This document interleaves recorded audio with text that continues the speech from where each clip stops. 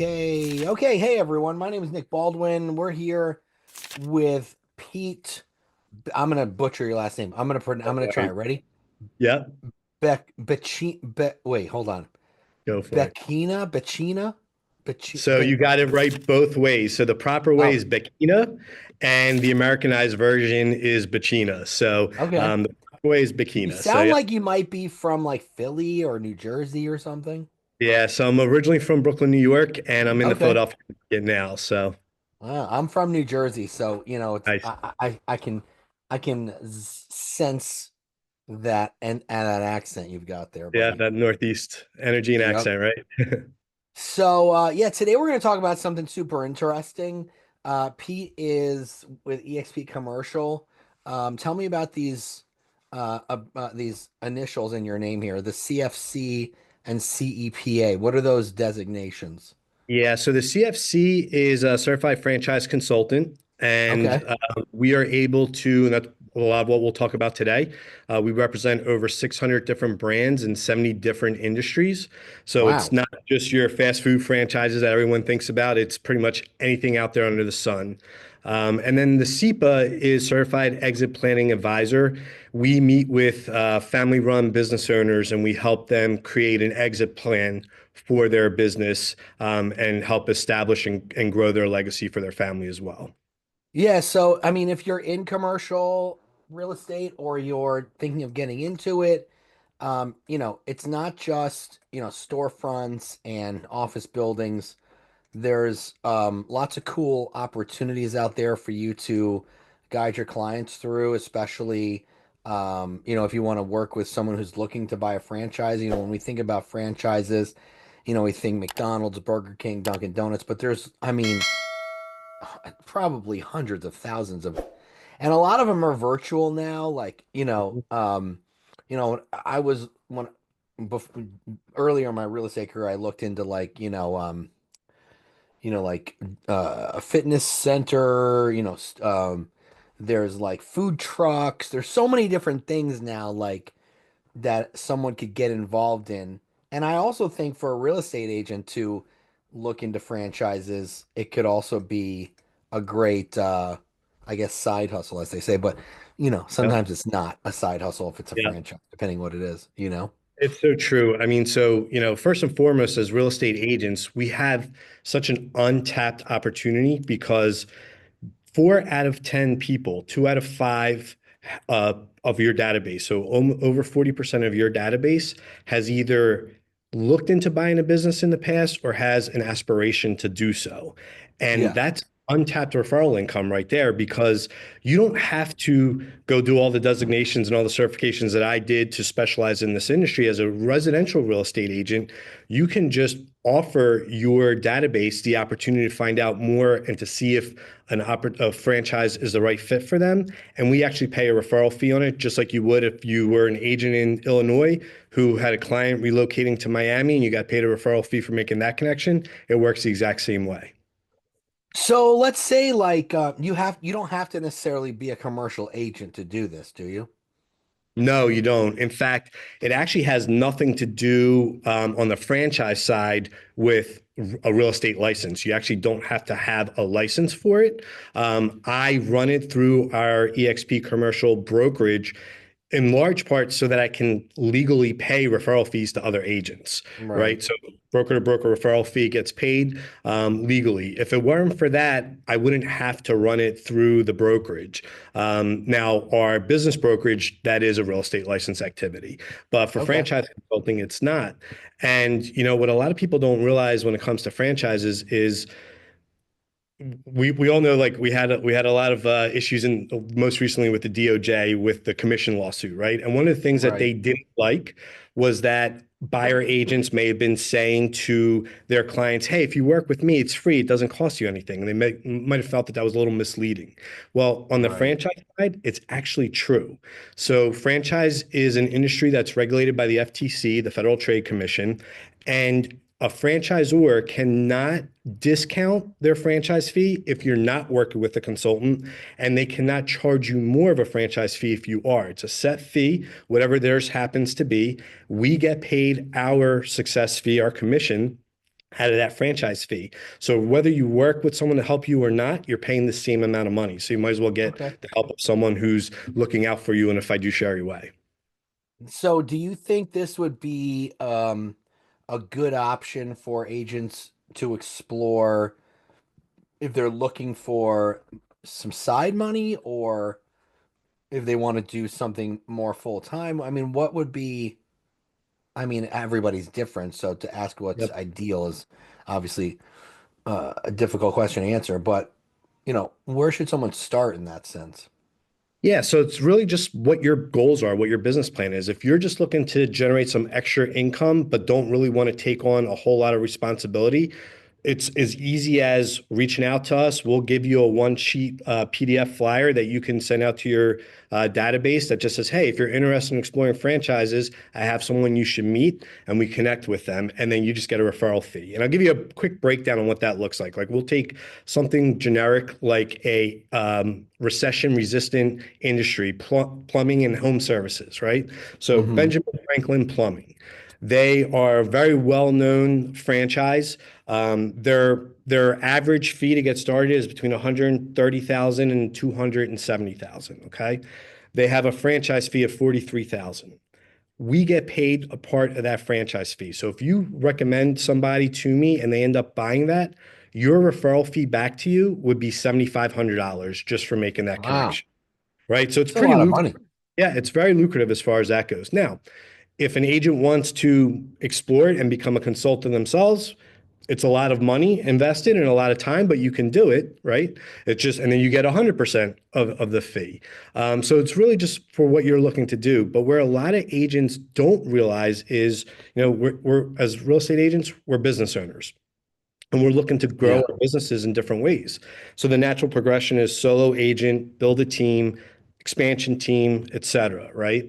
Well, you can also build your business through acquisitions of other businesses that are in the field. So you can buy a property management company, you could buy a home staging business, you can do it with an individual independent business that's already out there, or there's plenty of franchises that have all those playbooks already set up that'll help you be more successful from the jump. Doesn't say that you're going to be guaranteed to be successful, right? We know that small businesses in general, at the end of year one, it has an 80% survival rate, right? So 20% of all businesses year one fall out. At the end of year five, 50% of those businesses are gone. At the end of year 10, only 30% of businesses remain. So it's Wow. not, Okay. it's a hard play to be an entrepreneur. No one's going to tell you that it's easy. If they are, run the other way because they're not giving you the best advice. Now, when you buy a franchise, there's systems in place, there's proven models in place, there's a playbook. So it's going to help you to be that much more likely to be successful. Is it the greatest Right. thing ever? No, there's downsides to it too, right? You have to pay a franchise fee. You have to pay an ongoing royalty fee. You can't just buy a franchise. You invest in one, but you're not guaranteed to get it. You get awarded one. So the franchise Oh, is is going that to with be every franchise? every single one. Yep. You Huh. can't just say I'm going to go buy this franchise and that's it. They have to award it to you. There's a 8-step process that takes place starting from our initial call all the way up to signing the docs on closing day. And part of that process is it's a two-way interview. They interview you to see if you're going to be a good fit financially, culturally. Are you going to be someone who's going to try and buck the system? If you're an entrepreneurial mindset that really wants to do things their own way, franchises probably aren't for you, right? It kind of Yeah. limit your creativity. But at the same time, if you're someone who likes to follow a system, franchise could be great for you. A lot of military, a lot of collegiate athletes, they tend to do well in franchises because they're used Yeah. to following a model that works. I mean, that's why Shaq owns like 25 Papa John's restaurants. Right? And 17 Annie Ann's and probably a couple Yeah. hundred other things, Movie right? theaters. Oh, like no, it's Magic Johnson owns movie theaters. Yep. And Um, and yeah. got I was gonna say I heard a podcast about the woman who, well, actually there's three different people that claim they invented the Happy Meal, but they think that like it was just one woman from Guatemala. She opened the first McDonald's franchise in Guatemala, and McDonald's actually attributes her. to the inventor of the Happy Meal. My point is, back to what you were saying before, just because you have an entrepreneur mindset doesn't necessarily mean you can't enact your entrepreneurial skills like this woman did in Guatemala and invented the Happy Meal. I mean, look what happened, right? They Yep. like that, but at the same time, they don't want you to go and just do it, right? Because there are still higher ups. Exactly. There's still standards, right? So taking that example, that woman can create the Happy Meal. She just can't start selling in McDonald's Can't without start selling it, McDonald's right? approval, right? She has to Yeah. bring it to McDonald's. They have to determine whether or not they like it or not. And if they like it, they'll roll it out to everyone, right? Not just her store. And that's where the consistency comes into place because that's the biggest thing If with, anyone's interested in listening to that podcast, it's called The Best Idea Yet, and it's the one about the Happy Meal. So go check it out. It's a there you good go. one. It looks like okay, Rob Spearman has a question. Where do you take the classes to earn your CFC? Yeah, so there's several different franchise associations. I'm with IFPG. You go through the IFPG protocol. It took about 3 months from start to finish. I think when I did it, I don't know where it is today, but it was about $25,000 to get started with it. Okay, And then so it's there's not cheap. no, not at all, not at all. Look, Okay, you're gotcha. starting a business, right? Like any other That's business. true. Yep. So there's Yeah. costs involved. Um, how would someone go about like, because there's only so many times you could ask your database if this is something they're interested in, right? Mhm. So how would someone go about introducing this to their database and keeping that conversation going? Because once you send it out, I mean, how many times could you possibly Great ask? question. Yep. So a lot of times we as real estate agents, and I was on the residential side for 10 years before going into commercial a couple years back, right? So one of the reasons we don't pick up the phone to call our sphere and past clients is because we don't know what to say, right? We don't know how to bring Mhm. value. We don't want to keep saying, no, just listed, just sold. So this is actually a great opportunity. You can send the flyer, but you can also do it through once a year, calling through your A's and B's or even your C's and just saying, Mhm. hey, just out of curiosity, have you ever considered being a business owner? If they say no, say, okay, no problem. The reason why I ask is we have an opportunity where one of my partners can help someone get established in franchises. And I thought it might be something you might be interested in. If you are interested in, just let me know, and anyone just let me know. But if they do say yes, and again, 4 out of 10 people have at least thought about owning a business at one time, right? Yeah. Nick, when we were talking, you had mentioned that you had looked into a couple back in the day, right? Um, Mhm. there's that question of like, well, what's making you want to think about a business opportunity? How can that also affect their real estate life? Because a lot of times it's because they just got laid off from a job or they're worried about a layoff. A lot of that, we're seeing a lot of that right Mhm. now where mid-level managers and even some corporate level managers, C-suite level, are concerned about layoffs or having layoffs. And they're saying, Mhm. I want to take control of this. I don't want this to happen anymore to me. Let me explore owning an own business, but there might be at a point in their life where they're in their 40s, 50s, even 60s, and they say they're nervous about it, right? And so they don't want to take the jump. Well, a real estate agent can have that conversation with them, add some value, and say, look, you might want to consider exploring franchises. It doesn't cost you anything to explore it. There's no commitment in the first 4 stages. So, and even then, the only commitment after that for the next 2 stages is your time, right? You don't actually have to put out money for a franchise until right before you close on it. So you can explore it and run pretty deep with it without anything other than a time commitment. And that's how they Okay. can have those conversations. And also, I think like if you know your database well and you know the people in your database and you know that some of whoever is an entrepreneur or something along those lines, it's also good to kind of just bring it up. You know what I mean? Like if you're selling something to somebody who, currently is a business owner or whatever, they might be looking for something that is a little more hands off. Like what would be, you probably get a lot of questions about like what are the most hands off franchises, right? Like Yeah, the passive income ones. Like what are some of good absolutely. examples of those, right? Yeah, so the great thing there is they can all be or none of them can be. It really Oh, that's depends true. on two Yeah. things, right? Number one, does a franchisor allow for, I always say semi-passive, right? There's no such thing as truly passive and Right. truly absentee, especially as an entrepreneur. So we Yeah. look at semi-passive opportunities. So does a franchisor allow it? If they do, it's usually falling into the model of you're going to manage the manager. All right. We're going to look at your transferable skills. It's all part of the process that we do. We do what's called a Zoracle profile. I'm sure you're familiar with a DISC profile, correct? Yeah. Yep. So it's very similar to a disc, except it dives deeper into your transferable skills. And it also helps us identify what type of entrepreneur you're going to be best suited for. Are you a consultant? Are you a corporate person? Are you an entrepreneur? Are you a single unit operator? Are you a multi-unit operator? Okay. Though now, someone who's more of a multi-unit operator, they can be more semi-involved, right? Like the Shaquille O'Neals of the world. He's not running around to Annie Ann's in the morning making pretzels and Papa John's in the afternoon and making pizzas, right? He's managing the managers. So that is his role, and that's what we're seeing a lot of. I think I may have lost you there, Nick. You look like you froze up there.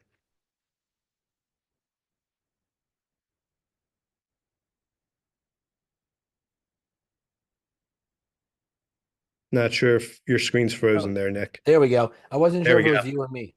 Yeah, there Yeah. you go. Now we know. Yeah. All right. So what we look at is for that semi-passive involvement, then we look at the industry that they want to be in. They may want to be in a home services business. So we look at all the options for home services that has a semi-passive opportunity part of it, and that's what we present. They can even be semi-passive in the food industry, which everyone knows is, hands-on, but there are some opportunities where you don't have to be. It's just a matter of transferable skill sets, what's available, territory checks, that sort of thing, and then lining up what their goals and their passions are with the right opportunity. So it's not industry or sector dependent. It's more on the candidates' transferable skills and location and what they're looking for. Got it. And so, like, what are some really good franchises that are, especially good for like, newer franchisee owners, right? Like, you obviously don't want to be like, oh, I'm gonna go buy a McDonald's. Like, that's a big deal, right? But like, what are some ones Absolutely. that are good for just kind of entryway and getting your feet wet? Yep. So they run the gamut. You can get in to say like a vending business, Oh which, yeah, Vent. You know right, what? you Now can that do you think that. about it, I knew a guy that was doing this with ATMs. Okay. Yep. Yep. Same thing, Yeah, right? Same idea. Very part-time, not a lot of commitment on time or money, and you can get yeah. started that way. We have people though that jump in right away and end up getting started. I know. So my partner Cindy, we are business partners, but we're also a couple. She was one of the original partners in a KW franchise back in the day in Blue Okay. Belt here, which is one of like the premier KW offices in the entire program. Yeah. And the main partner, the one that brought the opportunity to them, started off with one territory and ended up opening a second, a third, a fourth, and he had a bunch of them at the end of the day, right? So it can start in any industry. You could just start with one and grow from there. You can also start with one and then grow with different industries as well. So you can start in, let's say, real estate and then add on home services and then add on something else and add on something else, all in different industries. So you still have only one unit of each, but you have a more diverse portfolio that way too. So there's a Do you lot of different think? things about it.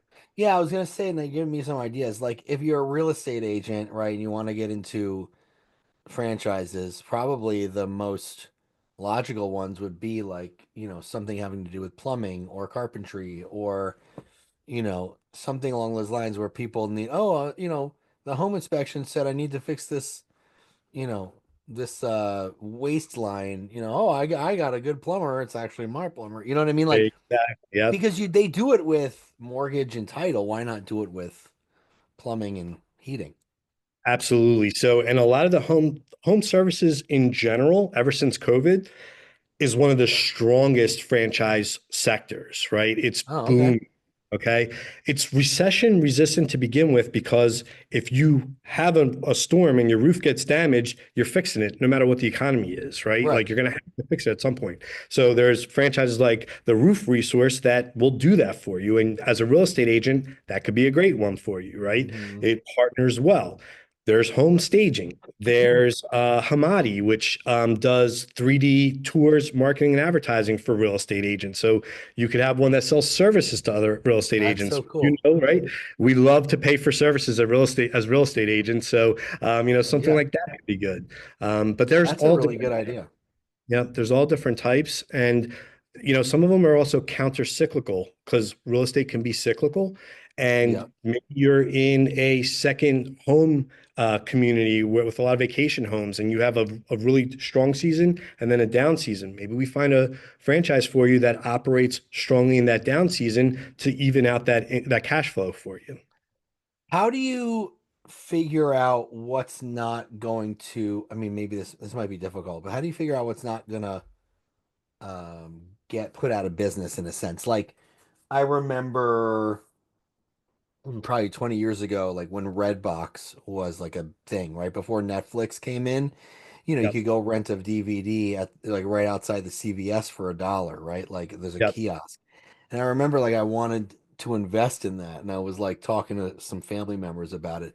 I mean, we know recently, I can't believe it was only like last year when Redbox completely went out of business, which I mean they were really hanging on for dear life. But how do you kind of identify what franchises that won't happen to? Yeah, You that's a know what I great mean? question. There's no crystal ball for it, but we can study trends, right? We can look at the trends. And what's the biggest trend right now? AI, right? So if you're looking at a potential franchise that AI could be a disruptor for, probably something to stay away from. But there's a good chance that AI isn't going to disrupt food, Roofing. shelter, roofing, right? Home services, those type of things. They may change the face of it. So let's say, For sure. my family's in the pizza business, right? We have pizzerias and restaurants for years and years, and they still have one. They may have in a year or two, they may have a kiosk that replaces a counter person and changes the face of their business. But people are still gonna be ordering pizza. So it really just Right. depends on where the trends are and what you want to avoid. But what you mainly want to avoid are fads. We want to stay away from fads and we want to stick with things that are always in demand and have been in a long time. What would be an example of a fad? Like Yeah, like a I don't know, like some sort of like exercise, lose weight in 5 minutes a day type of thing. great thing. So when COVID happened, right? COVID was, Yeah. we saw, right? Peloton went through the roof, all that type of Oh thing, yeah, Peloton. right? So maybe like a lot of the in-home fitness things could potentially be a fad because now gyms opened up again and they might not be as relevant. There's ways around that, but you might want to look to avoid those type of things, especially if you're not looking to make this your full-time job and just make it an additional portfolio play, right? You want something that's just a lot more boring and stable, right? There's one great Yeah. franchise out there that delivers, it's a combination dumpster and porta potty to construction sites. Why? Because Okay. you have to typically have both by a lot of licensing laws, right? Yeah. So instead of having to deal with two vendors, one for the dumpster and one for the porta potty, this company actually combines the two and drops them off together. So now you're dealing with one. That's a great niche, Oh, that's right? pretty cool. Not I going was gonna out, think right? now that you bring it up, junk removal is a big one. Junk removal is a huge I one, and we remember the one represent. I saw on Shark Tank. It was college hunks hauling junk, and Yeah, now it's like global, basically. yeah, and we represent them. That's one of the brands Oh, that we really? represent. That's so cool. Yeah, along with junk luggers and a few others. So it's that's what's great about this is when I'm talking to a client, whether it's a real estate agent or a real estate agent's candidate and client that they refer to me, I'm not trying to sell them a specific franchise. I'm not For trying to sure. tell Yeah. them this is where you need to be. I'm trying to find them the best one that fits their skill set, that also fits their goals. So they may be looking at junk luggers and they may also be looking at Papa John's. and they have skill sets that might work for one and not the other, and we try and determine it that way. So that happens. That's a lot of what we look to do is not necessarily what's going to happen with future trends, but what's going to fit your lifestyle, your goals, your financial goals. Is there an opportunity to expand? We look at those things and we help them figure all that out. So you said you represent these companies. Like when you say you represent, like what does that mean? Like they'll call you or they'll call you if you have anyone, or how does that work? Yeah, so they join our association. So in my situation, IFPG, International Okay. Franchise Partners Group. And then we get to share them with our candidates, right? Okay. So that doesn't mean that if like Papa John's isn't part of my group, I can't represent it. It just means that I don't have as much of the inside track on that as I would with Mhm. things that are in our group. So I might be representing three different junk luggers type opportunities to the same candidate and just helping them figure out which one's best. And a lot of that comes to do with when I reach out and do their initial research on their behalf. I talk to the business developer to see what could be a good opportunity for my client. And then I bring that back to them. And then I let them introduce each other and take it from there. So I don't step out of the process. I go from consultant and coach to advisor along the way with them. And I'm with them Okay. to the So what does someone need to do if they want to get in touch with you, learn a little bit more about this, maybe kind of like, you know, feel out their database? Um, what they need to do to reach out? How could they get in touch with you? Absolutely. So our website is www.nicklin.consulting.com. How do you spell Nicklin, that? Niclan. And they can email me at Pete What is it, at Nicklin what consulting? consulting. Yep. So Niclan consulting.com. And Okay. it's And then what's the other one? Oh, So your it's my email email is address? Pete at nicklin.consulting.com. And I'm on all the socials, just my name, Peter Becchina. So you can connect with me there. And then what I would be happy to do is do a 20-minute discovery call with them, let them know what our process would look like. I'll walk them briefly through the 8 steps that I take their candidates through. If they want to actually explore it for themselves as well, we can set up that call as well. And again, there's no cost, there's no obligation. It's just an introduction call. Yeah, I mean, I think, it's kind of one of those things where if you could make if you could do one of these once a quarter, depending on the size of the franchise fee, like you said, you get a percentage of the franchise fee. Yep. If it's some of these franchise fees are pretty substantial, right? It Like, can be, well, yeah. is it the franchise fee or is it the what's the commission from the franchise fee? Yeah, so every franchisor has a franchise fee, and part of that franchise fee pays our commission. And Okay. whatever Okay. commission is, I give 25% referral to the agent. Oh, okay, that's awesome. Yep, so I do a Yeah. So if you're on this call, you're clearly interested in this in some capacity. Reach out to Pete at nicklinconsulting.com. Go to nicklinconsulting.com website, check it out. This replay will be on the Lab Code Agents YouTube channel in a day or two. Go ahead and rewatch it and then reach out to Pete if you want to do that. But yeah, I think it's a cool, especially now, like there's so many unknowns about the real estate industry. Yep, I mean, we just keep seeing the stat about how like 70% of agents didn't sell a single home. I mean, last I, year, I yep, I think there's a lot of things you have to take into account when it comes to that. But absolutely. like agents being on teams or agents having full-time jobs and still having their license. But I mean, most agents are only doing more than two or three or four deals a year anyway. So this could be a Exactly. helpful extra piece of income for you. So definitely if it's Absolutely. something, and it doesn't cost you anything. Exactly. And here's what I'll leave you with, right? One of my favorite mentors is Jay Abraham, and he says there's only 3 ways to increase your business: get more clients, do more frequent business with the clients you already have, or sell those clients a higher ticket price. And this is a great way to do more frequent business with the clients you already have, since they're only selling every 10 to 12 years now. So it's a great way to Yeah. increase your income that way as well. Exactly, for sure. Thanks, Pete. We appreciate you. My Give pleasure. Thanks for Pete, having me, shoot Nick. Pete a message. Let him know if he can help you, and we'll see you next time. Thanks, guys. Thanks, Take guys. care.